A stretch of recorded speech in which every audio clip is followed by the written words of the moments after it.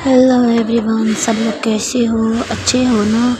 आज दीदी इसका लास्ट पार्ट छोड़ने वाली है। दीदी ने तो कहा था ना, ये ख़त्म है करके मैं छोड़ रही हूँ इसको। मैं जैसे एक स्टोरी लाने वाली हूँ, स्टोरी का नाम तभी याद नहीं है, पर मैं थोड़ी सी लिंक आप सबको छोड़ दूँगी, ठीक है? जब आपको पसंद आई तो आप मुझे बताना।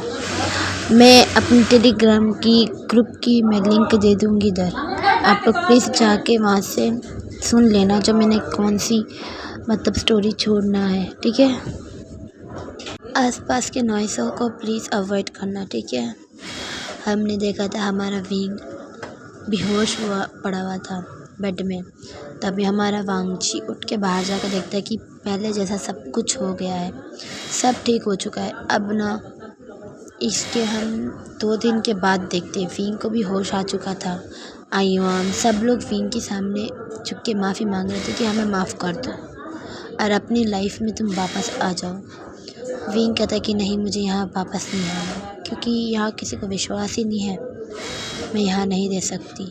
तो बोलता है कि नहीं, तुम मत जाओ। तो अपना वांगजी कहता है कि नहीं विंग, तुम अगर चले गए मैं अपने आप को खुद को मैं मार दूँगा, मैं तुमसे बहुत प्यार करता हूँ।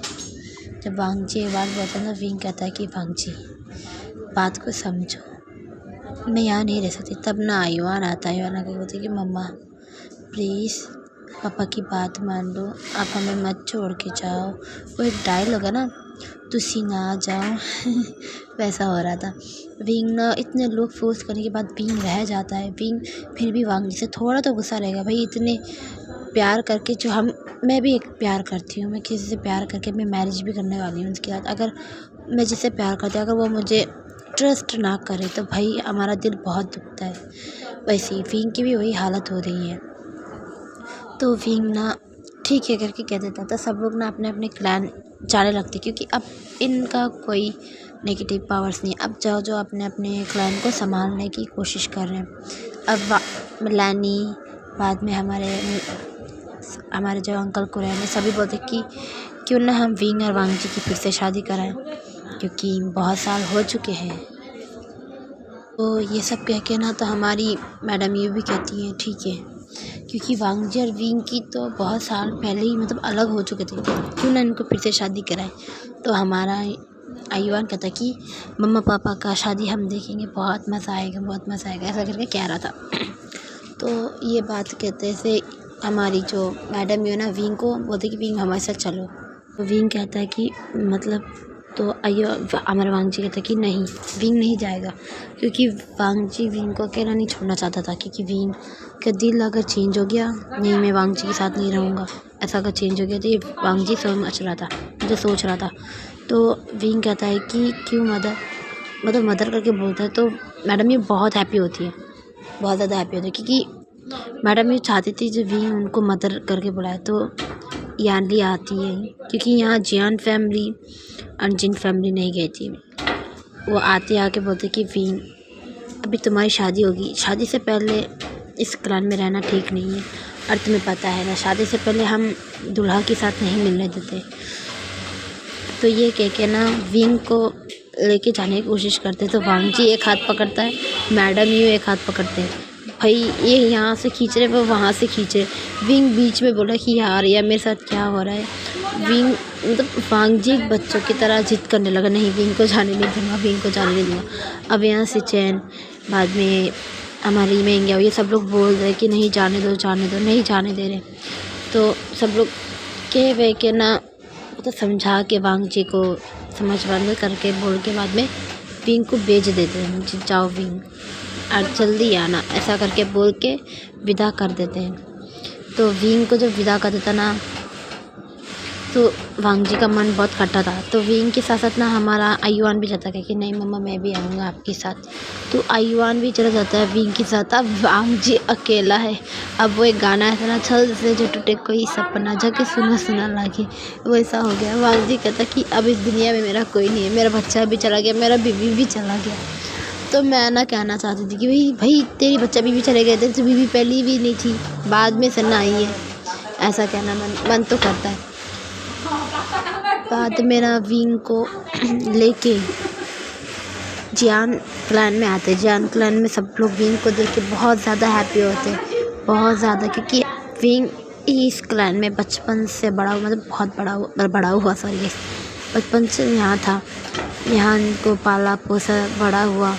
पर विंग को बस मैडम यू का प्यार नहीं मिला। बाद में ना मैडम यू कहते कि विंग आओ, तो विंग जाता है, जाके बैठता है, मतलब क्लैन के अंदर जाके बैठता है। उसका रूम बोलते कि विंग तुम यहाँ बैठो, मैं आती हूँ। यानली कहती है, यानली जाती है, क्योंकि यानली भी जैन फैमिली के साथ आ गई थी और यहाँ जो हमारे जिन फैमिली थे वो घर चले गए थे। तो यानली आके ना कहती है कि विंग बेटा, विंग इधर आओ। तो विंग उठ के जाता, बोलता कि जी शीजिए। तो आचिंग ना जंप करके विंग के कंधे में आके होता कि विंग ब्रदर को माफ़ कर दो, आचिंग को माफ़ कर दो। तो विंग स्माइल करके बोलता कि आचिंग मैंने तुम्हें माफ़ कर दिया है। तो आचिंग ना रोने लगता है, बहुत ज़ोर ज़ोर से रोता है कि मुझे माफ़ कर दो, मुझे माफ़ कर दो। तब हमारी मैडम ये कहती कि ये क्लैन लीडर बनेगा, ये बच्चों की तरह रो रहा है, इसको कुछ दिन के बाद यहाँ क्लैन का लीडर बनना है, ये बच्चों की तरह रो रहा है, तो मुझे क्लैन लीडर नहीं बनना, मुझे विंग से माफ़ी मांगने दो। अभी आचिंग रोने लगता, बहुत ज़ोर से रोने लगता है, क्योंकि मैडम ये इसको एक टपली मारती है सिर पे, क्योंकि बेशरम एक अल्फ़ा होके ओमेगा के सामने रोने लगा है, बेशरम। तो बोलते कि मम्मा विंग हमें छोड़ के चला गया था मम्मा, कि पता है विंग आ गया है ना, आप रिलैक्स हो जाओ। तो ये कह के ना हमारी मैडम ने कहती कि विंग बच्चा आप रूम पे जाओ। तो ये कहता है, तो विंग जाने लगता है। तो वो जाता कहाँ है, गेस्ट रूम में। तो तभी ना मैडम ये कहती कि नहीं, मैंने तुम्हारे लिए रूम रेडी किया है, तुम उस रूम में जाओ। तो वो जो वो शॉक्ड हो जाता है कि मेरा रूम तो था ही नहीं, कौन सा रूम मतलब रेडी किया। वहाँ देखते कि आचिंग यानी कि रूम, 2 रूमों के बीच में एक रूम है जिसका विंग को वहाँ रहने का बहुत शौक था। तो उसको याद आता है, हम फ्लैशबैक में देखते कि विंग कहता था कि मैं इस रूम में एक दिन आऊँगा, देखना। आचिंग कहता कि कभी भी मम्मा तुम्हें इस घर में नहीं आने देगी, मुझे कि देख लेना। तो अब ना विंग ये सोच के ना हंसता है, वो था कि आखिरकार मैं इस रूम में आ ही गया। ये कह के ना विंग रूम में जाता है, जाके वो रूम को देखता है, बहुत ज़्यादा ब्यूटीफुल तरीके से डेकोरेट किया था, क्योंकि यानली अंदर आई थी ना, यानली उसको पूरा साफ़ सुथरा किया, क्योंकि इतने दिनों से कोई अपने अपने क्लैन में नहीं था, साफ़ सुथरा करके आ जाती। तब ना ऐसे ही कुछ करते करते कुछ दिन, कुछ महीने बीत जाते हैं कुछ महीने बीत जाते हैं और वांगजी के साथ विंग तितली पत्र से बात करता था। और वांगजी को तो कभी कभी देखते कि रूम के बाहर आके विंग से बात करता था कि विंग भाई तुम आ जाओ मेरे पास। तो ऐसा करता करता ना एक दिन शादी के दिन ही आ जाती है, यहाँ हमारा वांगजी मतलब बारात आ जाता। तब हमारे यहाँ रूम में देखते कि हमारा विंग को बहुत ही ब्यूटीफुल तरीके से रेड हैंडफूम में बहुत सुंदर से सजाया जा रहा है। उसकी फेस की कटिंग, ओ माय गॉड, बहुत ज़्यादा ब्यूटीफुल लगा था। उसको मेकअप, हल्का सा आई शेडो, लिपस्टिक, क्योंकि ओमेगा है, इनको ये सब करता है। बहुत सुंदर सुंदर ज्वेलरीज हैं, हेयर पिन्स लगाए जा रहे हैं।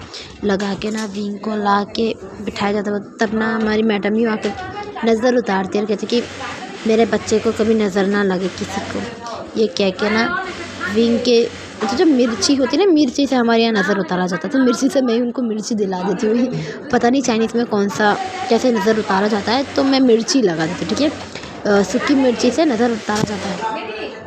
विंग को ना जहाँ वांगजी खड़ा है ना, वहाँ लेके आते हैं, ला के ना वहाँ खड़ा करके ना विंग और वांगजी एक दूसरे को देख रहे थे।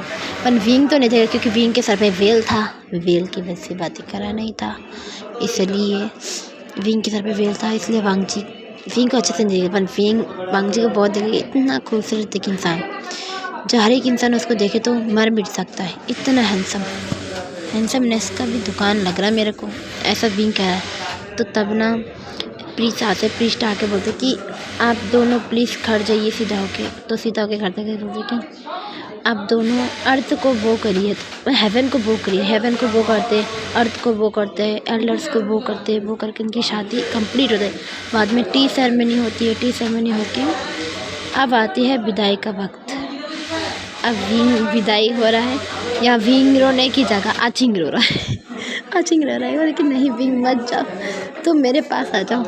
एलान वांग जी के पास रहने से इससे अच्छा तुम मेरे पास आ जाओ विंग। विंग कहता कि यार ये मेरा भाई है कुछ और, ताकि आचिंग रो मत। अब ना ऐसा करके ना अब प्लान वालों को विदाई दे देते हैं, विदाई कर देते हैं, विंग को समेट के विदाई देते हैं।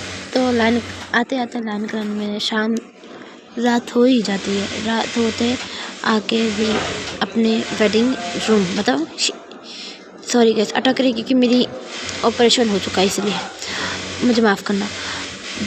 वेडिंग रूम में ले जाते हैं, जिनशी में लेके जाते हैं, जिनशी में लेके जाके विंग को बिठा के आते हैं। तो लेके जाके तब तक तो वही लाइन क्लैन जिन क्लैन ने क्लैन सब लोग अपने अपने जगह ठीक थे, सब अपने अपने जगह फोल्ड हो चुके थे, मतलब अपने अपने जगह को संभाल चुके थे। अपना विंग वहाँ बैठा था, सोच रहा था कि कुछ देर पहले हम दोनों अलग थे, अब मैं उसकी वेडिंग चैम्बर में हूँ। शर्म तो आती है, क्या करूँ। मतलब विंग अपने आप से लड़ रहा है कि भाई अब क्या होने वाला, अब उसको कौन समझेगा। भाई तुम्हारी तो ये दूसरी बार हुई है शादी, तुम्हारा एक बच्चा भी है जो 16-17 साल का है, अब क्या करोगे, कुछ करने की चांसेस है क्या, ये कहने का मन था। तब हमारा वांग जी आता है वेडिंग को रूम में आके ना विंग का बेल उठाता है, बेल उठा के साइलेंट स्पेल लगा के होता कि विंग कहते क्या कि आज नहीं बचने वाले। ये सुनकर ना विंग बहुत ज़्यादा डर जाता है और बोलता कि वांग जी, और वांग जी देता उसके ऊपर जंप लगा के। वांग जी कहता कि हे वांगशस लवर, क्या देख रहे हो, अब इससे पहले ना कुछ देखने की जरूरत नहीं है, चलो जाओ, इससे और कुछ नहीं देखने को मिलेगा। मतलब वांगशन लवर्स अब दूसरी स्टोरी के लिए रेडी हो जाओ, ठीक है। वांग जी यहाँ से अलविदा कहता है और यहाँ से हमारा विंग वांग जी की हैप्पी लाइफ, बाय बाय।